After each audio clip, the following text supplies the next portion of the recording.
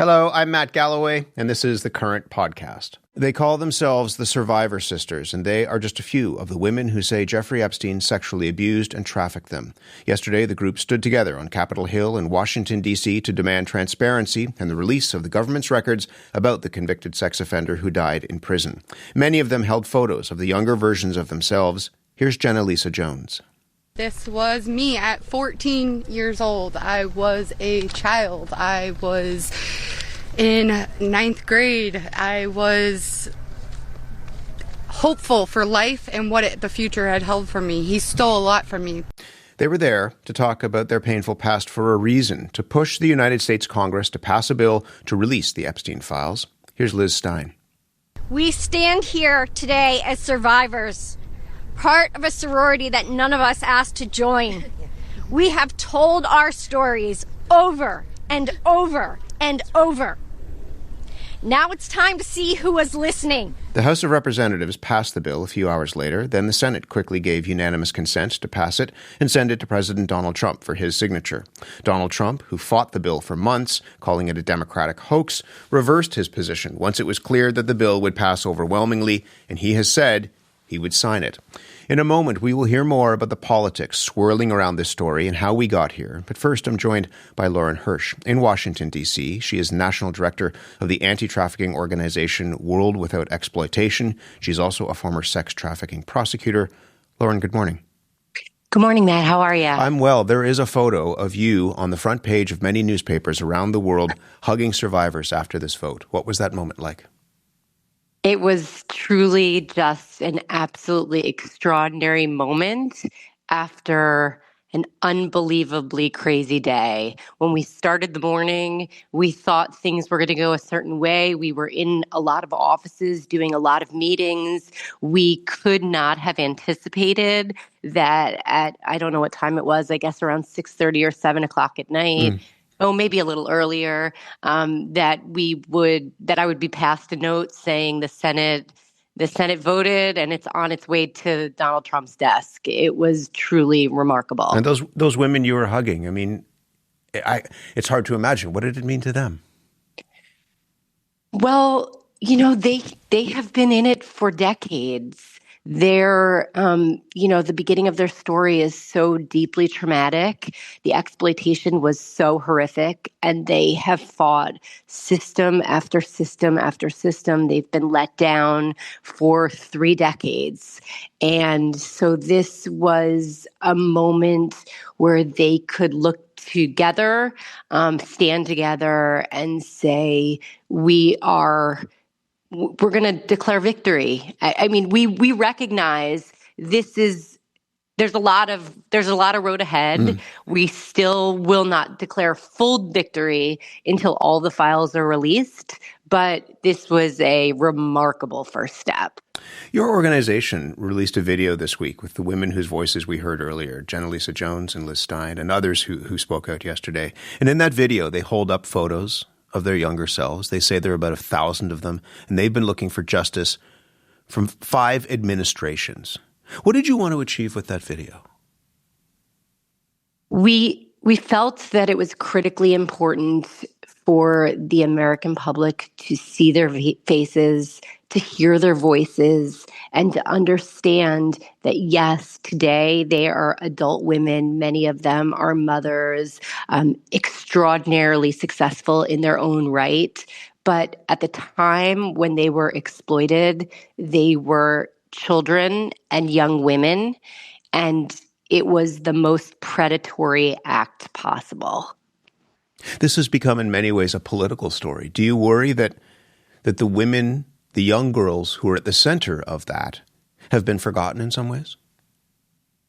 Well, for them, this is not about politics. It's actually never been about politics. And that's why it was so critically important that we say that there has been let down with 5 administrations. It's not just this administration. And yeah, I felt, if you would have asked me a month ago, I felt that perhaps those women and their stories were being left behind. But today, I feel that they have been really heard by the American people. And I believe that we got to today because the American people said, absolutely no more. We want transparency, we want truth, and we want justice. Why do you think it took so long? How do you understand how abuse of that scope goes on without justice for so long? Well, I think that in our society, the powerful have operated with complete impunity for, I guess, since the beginning of history. And I truly believe the tides are beginning to turn. We're starting to say that it doesn't matter how powerful you are. Nobody is above the law. And these survivors have really driven that message home, and the American people have really responded to it. Actually, around the world, there have been so many people that have responded to it. It's been really remarkable. And for these survivors, I think it's been sort of this moment where after so long and so much trauma, they feel seen, they feel heard, they feel understood, and they feel like they are on their way to justice. One of those survivors, Jenna Lisa Jones, spoke at yesterday's media conference about why she wants these files to be made public. Have a listen to this. The world should see the files to know who Jeffrey Epstein was and how the system catered to him and failed us. Who covered for him? What financial institutions allowed his trafficking to continue? Who knew what he was doing but was too much of a coward to do anything about it? Lauren Hersh, do you think that she'll get those answers if the files are released? I think that the files have to be released in their entirety, of course, with the redactions to the anything that's identifying for the victims. But those names in the files of people who exploited, people who aided and abetted these horrific crimes, they've got to be released, and there has to be accountability. Virginia Giuffre, the woman who accused Jeffrey Epstein and Prince Andrew of sexual abuse and trafficking, as you know, died by suicide in April, just months before her book describing years of abuse was published. When she came forward, what did that act, that courage, mean for the other survivors of Jeffrey Epstein? Well, first, let's just call him Andrew because he's no longer a prince. Fair enough, yeah. And what did it mean? I mean, I think that when you listen to these survivors, we were in so many meetings yesterday, and then we were at a vigil, actually, when the news came out about the Senate. And in every one of those meetings, we felt Virginia's presence. Truthfully, she was truly such an inspiration for all of these survivors. She really paved the way. And in large part, she is the very reason that we are where we are today. Can I ask you about that word, courage? I mean, you have used that word in a phrase, courage is contagious. You've used it in interviews. Your organization put up billboards across the United States with that phrase on it. What does that mean to you?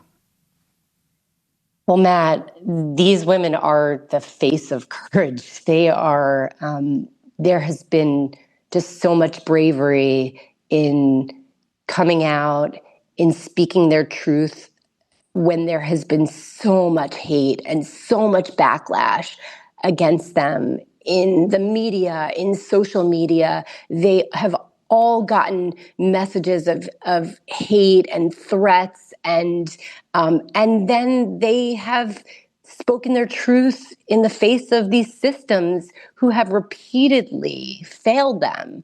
And so they are speaking out against people who have wronged them and systems that have failed them. And I can think of nothing more courageous. And we truly hope that their courage inspires the nation to make sure that there is accountability, truth, and ultimately justice. Can I ask you about that, about justice? Epstein died by suicide in jail in 2019 after he was arrested by federal agents for sex trafficking. Before that, in 2008, he signed this secret plea deal to lesser charges in Florida, served just over a year in jail. These women have never had a chance for their day in court. But this is kind of a new day in many ways. To your point, something has changed. What does justice look like for them?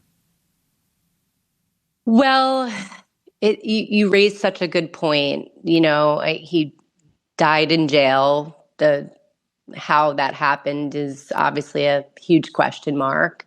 Their only sort of sliver of justice has been this Ghislaine Maxwell conviction, and now she has been moved to a summer camp, and that, those two things have sort of been the foundation in many ways for why this moment is so critical. They feel that there are names in the files, many names in the files. Those names are both on the right and on the left. For them, this is not about politics. And they want those files released so that they can get to a place of accountability for those who have exploited, and also for the people who had absolutely no courage, who watched what was going on, who saw these young girls and women in the most horrific situation and did absolutely nothing. Their names need to come off buildings. They shouldn't have scholarships with their names. They have had, talking about courage, no courage at all. And so that's what justice is to these women. Lauren, I'm really glad to have the chance to talk to you. Thank you very much. Thank you so much, Matt. Lauren Hersh is the national director of the anti-trafficking organization World Without Exploitation. She was in Washington, D.C. Barry Levine is a veteran investigative journalist, author of The Spider, Inside the Criminal Web of Jeffrey Epstein and Ghislaine Maxwell. He's been covering Epstein since the mid-2000s. Barry, good morning to you. Good morning, Matt. Thanks for having me on today. Good to have you here. How significant is this moment, do you think? Well, as your guest was just saying, this really has come down to the victims. This comes down to the survivors of Jeffrey Epstein and Ghislaine Maxwell. These women have fought so courageously for such a long time in terms of covering the story, and as I've seen from my reporting, they have been cheated all along the way. You go back all the way to that slap on the wrist conviction that you mentioned that Jeffrey Epstein received for solicitation of a minor. Going back to 2008 when he agreed to that non-prosecution agreement with the government. At the time, that violated the Victims' Rights Act. The victims were supposed to be informed of that non-prosecution agreement, but they were not. The government held that information from them, and they only found out about that later from the media. So this is a story that goes back for so many years, and for all of these years, the victims have been put in the background. And finally, I hope that based on this incredible bill that has passed, that we're finally going to see the files, more than 100,000 pages of documents, photos, videotapes, and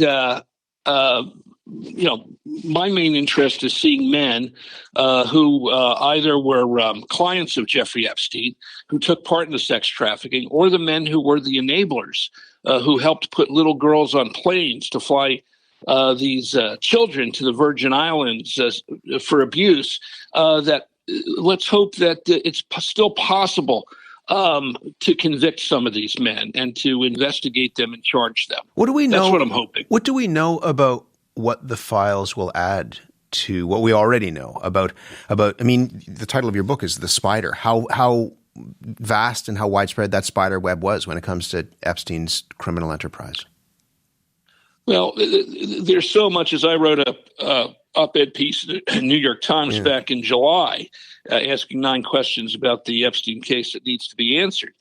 There's basic things that the American public should have answered. And you can start simply with his death behind bars, which still remains to many people today to be very suspicious. The government said he took his life, but we don't really even know if that's true. The files would allow us to see his autopsy report for the first time that has not been seen, and also the initial investigation into his death. So let's learn, information from that. And then, of course, there's all that material that has been confiscated from his homes over the years. There were 40 computers. There were 26 storage drives. There were 70 CDs from 6 recording devices, 60 pieces of physical evidence, including photos, travel logs, and employee logs. There's so much information about Jeffrey Epstein and the crimes that he committed, but this is information for the most part that has been kept from the public. We really only had a glimpse of it when the government prosecuted his co-conspirator, Ghislaine Maxwell. And at that time, in an effort to prosecute her, and they did do that successfully, they focused on the stories of 4 victims. And those 4 women testified against her at trial, specifically to how they were groomed by Ghislaine Maxwell and how she also took part in some of the abuse with Jeffrey Epstein. So it was a very tight, airtight case, and she was put behind bars for 20 years. And let's hope that sentence holds up. But there's so much more information about the men who were in his circle that we just don't know about. These files will allow us to see the witness statements, suspect interviews, and we know from Representative Thomas Massey, who leaked information and told the American public that there's at least 20 men who took part in the sex trafficking. And they include people from finance, from government, billionaires, people from the entertainment community. He mentioned that there were 6 billionaires, one of them being from Canada. So we need to find out what the government had on these men and why they're not behind bars today. Can I ask you, we just have a couple of minutes left. Can I ask you about something that was picked up yesterday and what we just talked about in some ways with Lauren as well? One of the women that spoke yesterday at the news conference at the Capitol, Annie Farmer, said they suffered what she calls institutional betrayal for years. New York Times has done investigations about how banks like J.P. Morgan, for example, supported and may have profited from Epstein despite many, many red flags. What do we know about the institutions of power and how those institutions failed the victims of Epstein? Well, that's a very good question. And I just want to say on Annie Farmer, I mean, she's such a courageous survivor. Both she and her sister suffered abuse from Jeffrey Epstein. In fact, her sister, Maria Farmer, went to the FBI all the way back in 1996 to report him. She was actually the first to report him. But the fact is that Jeffrey Epstein could not have continued 2 decades of sex trafficking without the help of institutions like the American banking community. We know that J.P. Morgan Chase, Deutsche Bank, several other banks that he used to move money through. For instance, we know from Senator Ron Wyden that Jeffrey Epstein moved $1 billion in wire transfers through banks to pay suspicious individuals around the world for his sex trafficking. And you know what? For all of these years, the red flags went off at these banks, but there were individuals in the banks who continued to allow Jeffrey Epstein to do business with them because they wanted his money. And Jeffrey Epstein, in the case of J.P. Morgan Chase, Jeffrey Epstein brought in other billionaires and to put money in those banks. So for a very long time, these banks looked the other way. And there's going to be a new investigation into the banks. And I do think that's important. But the fact of the matter is we need to get to the men who took part in this, who are out there, who are still out there. And we need to expose them in the light, and we need to prosecute them if, in fact, there can be evidence that can be corroborated not only by the victims but by other evidence that the Department of Justice may have on them. Barry, good to speak with you about this. Thank you very much.